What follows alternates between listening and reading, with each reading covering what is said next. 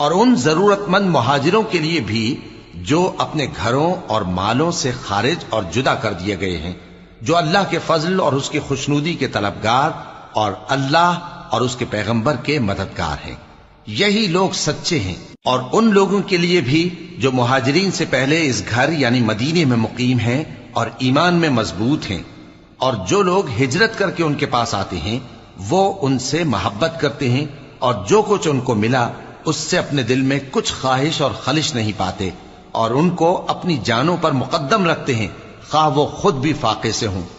اور جو شخص خود غرضی سے بچا لیا گیا تو ایسے ہی لوگ بامراد ہیں۔ اور ان کے لیے بھی جو ان مہاجرین کے بعد آئے اور دعا کرتے ہیں کہ اے پروردگار ہمارے اور ہمارے بھائیوں کے جو ہم سے پہلے ایمان لائے ہیں گناہ معاف فرما، اور مومنوں کی طرف سے ہمارے دل میں کینہ و حسد نہ پیدا ہونے دے، اے ہمارے پروردگار